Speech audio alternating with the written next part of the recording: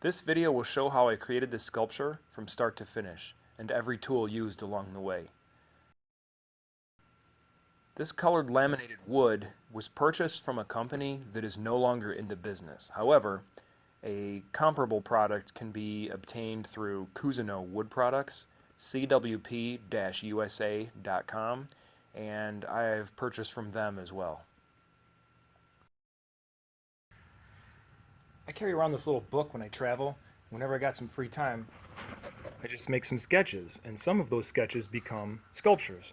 And also, I just have these scrap pieces of paper laying around, and this is an old receipt that wasn't filled out. So I drew that little shape there, and then up here redrew it. Now this is a few years ago, and that's just been laying around in the workbench.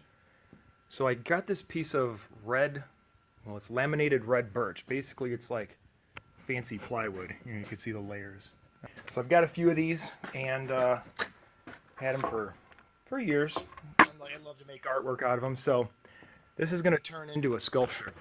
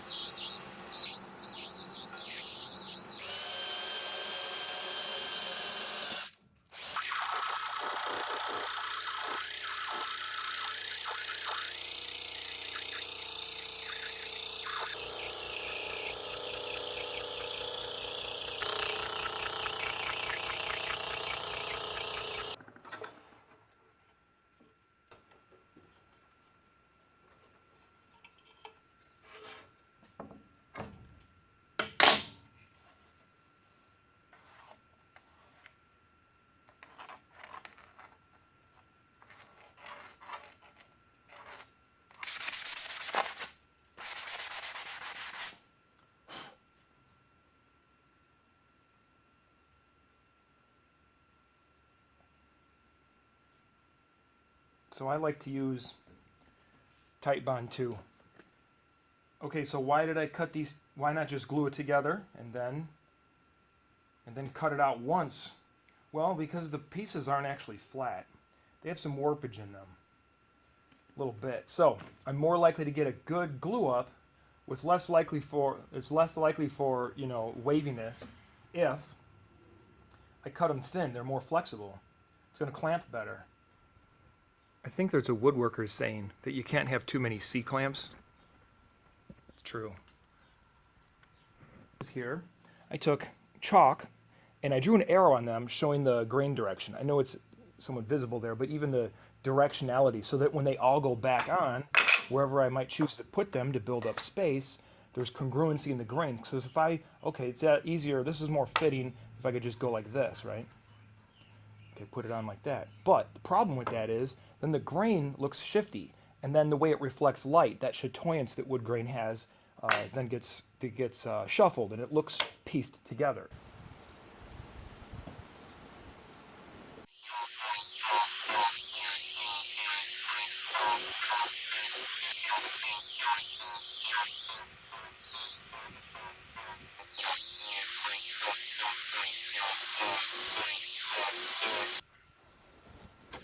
Arbortech Industrial Carver.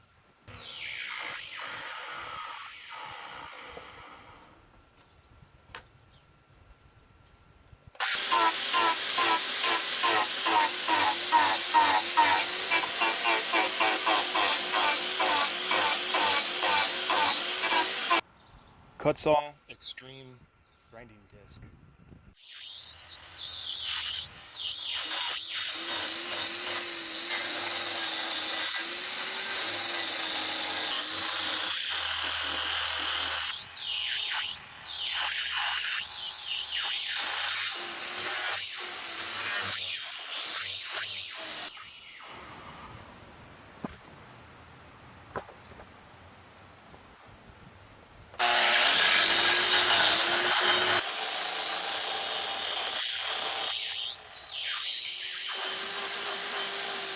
Arbor-Tech grinder.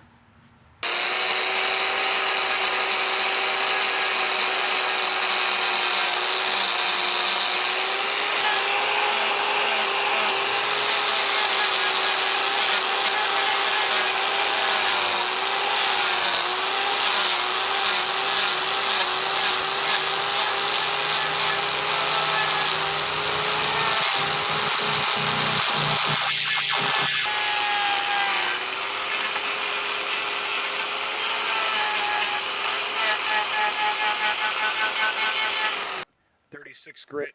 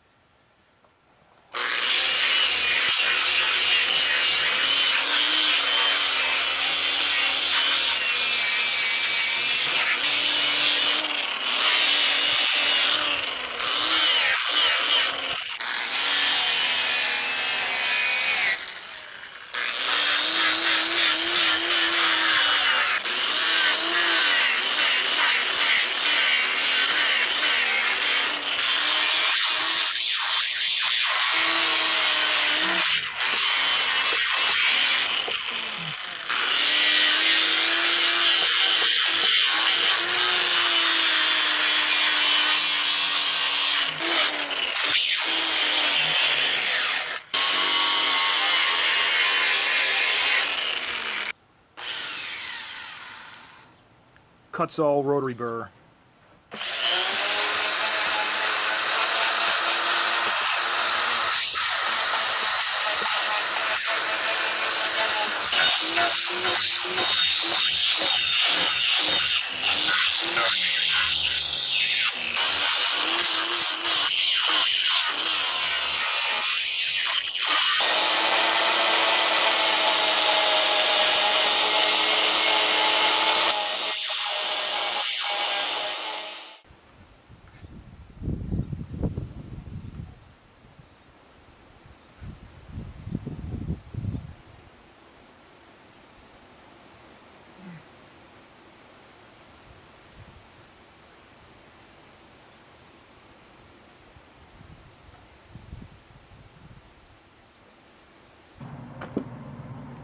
Cuts all.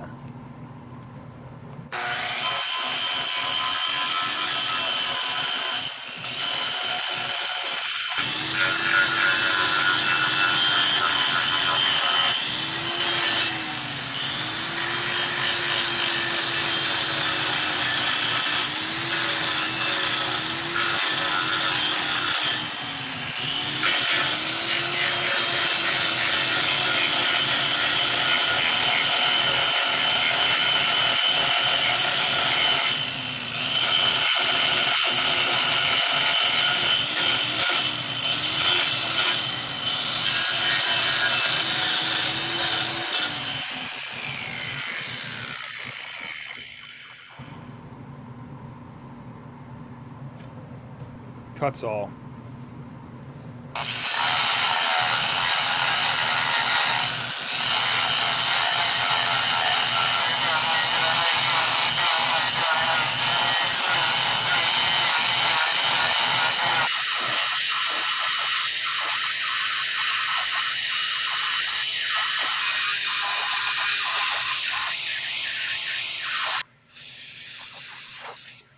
Master Carver flex shaft tool.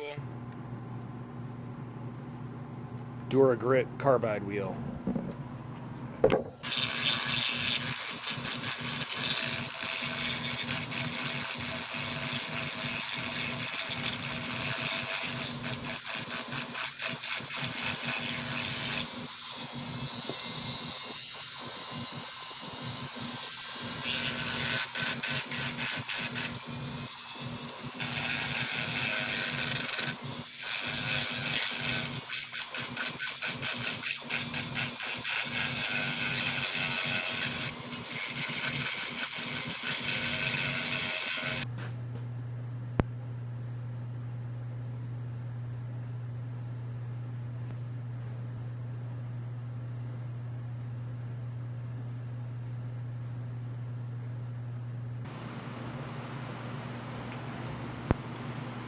This is a Master Carver medium grit carbide nugget wheel fitted to the Arbortech.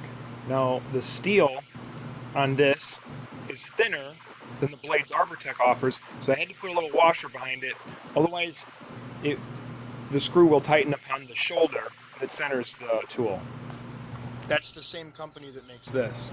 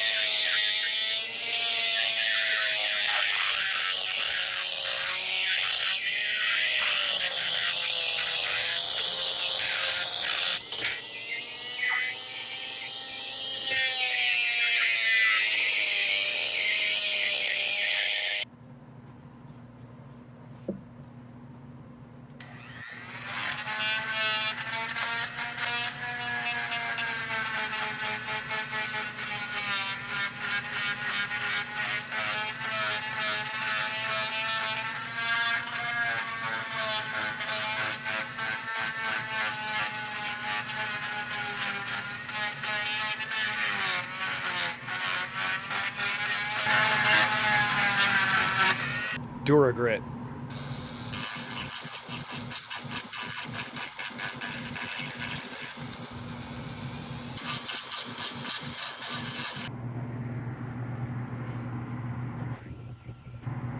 Alright, I've got to get down and sand inside there.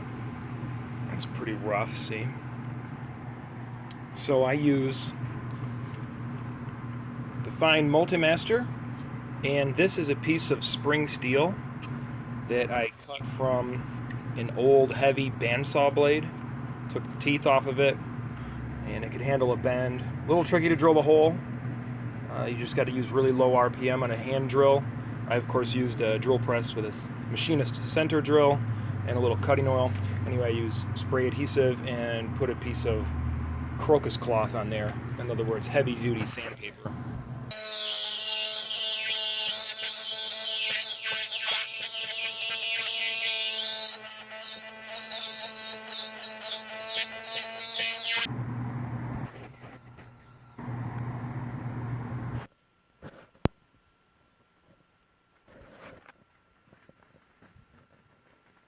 So I've power sanded inside these gaps,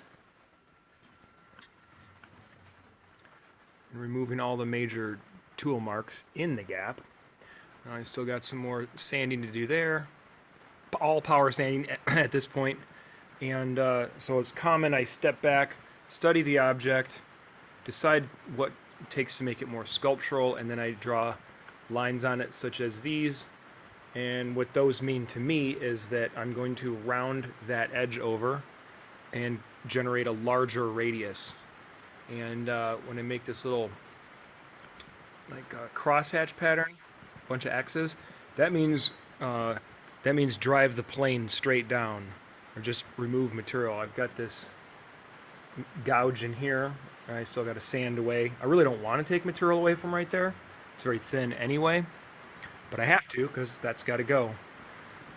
And I'm going to radius this as well.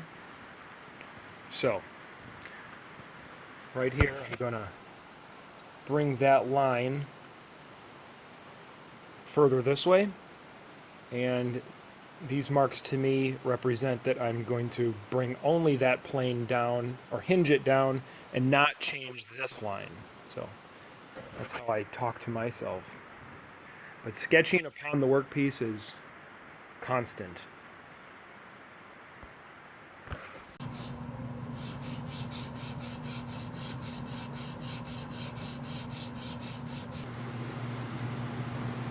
I've now finished sanding, power sanding with 80 grit.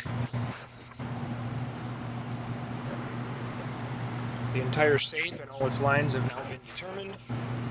I'm using the Merlin right angle grinder.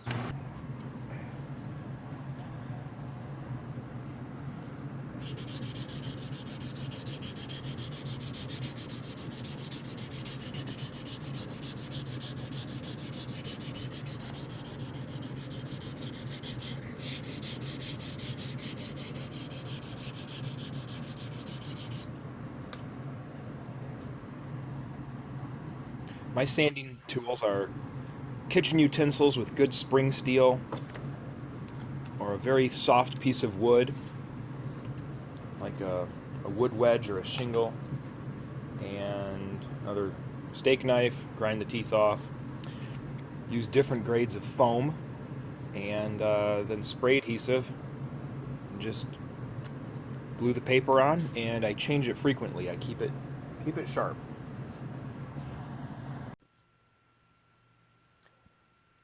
I power sanded this sculpture up to 150 grit and then began hand sanding at 150 grit and completed at 1500 grit.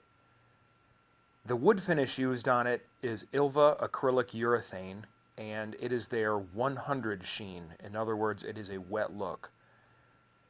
It is a high gloss finish that is UV resistant to prevent the fading of the brilliant red, and it is also non-yellowing, which most polyurethanes do have a yellowing effect. I will be showing another video soon of my use of Ilva acrylic urethane. Take care.